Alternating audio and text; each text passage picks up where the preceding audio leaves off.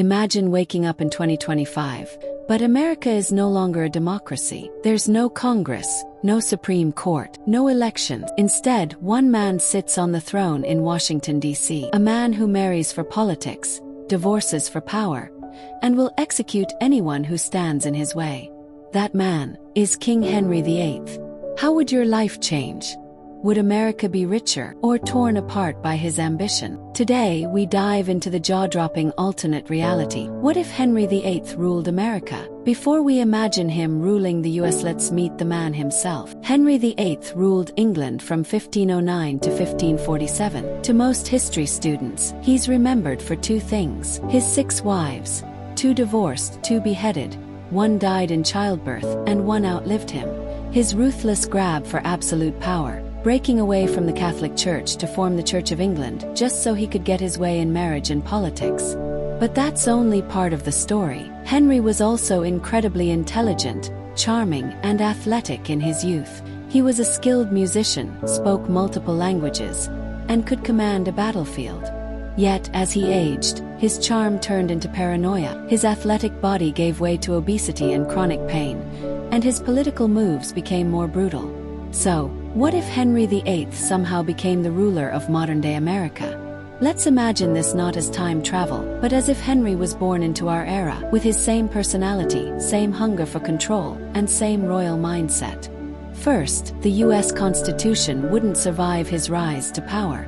Henry would see the separation of powers as an insult to his authority. Congress dissolved. Supreme Court packed with loyalists or eliminated entirely. The presidency replaced with a lifetime monarchy, passed down to his children. The White House would be transformed into a palace: marble halls, gold leaf ceilings, lavish banquets. State dinners wouldn't just be for diplomacy. They'd be full-on Tudor feasts, with roast boar, sweetmeats, and gallons of wine. Henry was a master of mixing charm with intimidation. In America, he'd use the media the way he once used court entertainers to shape his image. We'd see him on primetime TV, wearing custom suits and a modern crown, making grand speeches about unity, while quietly crushing anyone who opposed him. Dissent. Forget about it. If you criticized King Henry on Twitter, you might suddenly disappear from public life, fired from your job, investigated by loyalist police, or facing public trials for treason. And marriage, that would still be political. Instead of marrying European princesses, Henry might marry influential businesswomen, movie stars, or even daughters of political dynasties to secure alliances. Imagine headlines like, "King Henry marries tech billionaire's daughter in lavish DC ceremony," or "American Queen beheaded after rumors of disloyalty." This is where it gets personal. Under Henry's America, freedom of religion would change overnight. Remember, Henry created the Church of England because the Pope wouldn't give him a divorce. In the US, he'd likely declare himself the head of a national Church of America, and every citizen would be expected to follow it. Taxes. They'd rise sharply to fund royal projects. Instead of debating budgets in Congress, Henry would just order massive palaces, warships, and monuments built in his honor. And speaking of war, Henry loved military glory. Expect America to get involved in frequent flashy wars, not necessarily to protect freedom, but to boost his image as a warrior king. Education and arts might flourish, for a time, because Henry was a patron of culture. But those benefits would always serve propaganda, glorifying him as the father of the nation. You can't talk about Henry without talking about his wives.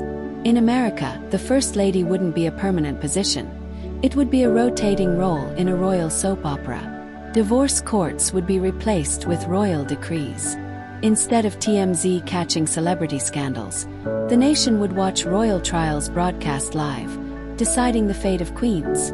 And yes, executions could return, not with guillotines in Times Square, but with modern equivalents: political exile, prison sentences, or mysterious accidents. The biggest question is, could the United States even survive under Henry VIII?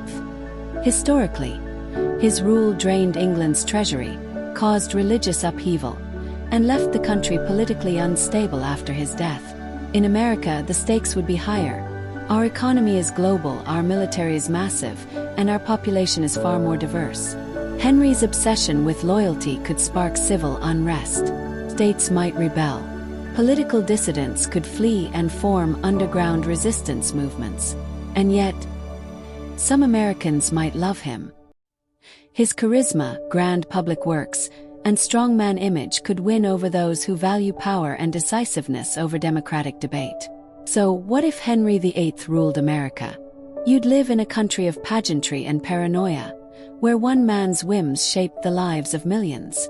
You might see breathtaking architecture, thrilling public celebrations, and a leader who never seemed to age in the public eye. But behind the glittering crown, you'd find the same old Henry, ambitious, ruthless, and always searching for the next great conquest. History teaches us that absolute power doesn't just corrupt, it devours. And if King Henry VIII sat on America's throne, it wouldn't be the land of the free. It would be the kingdom of the king.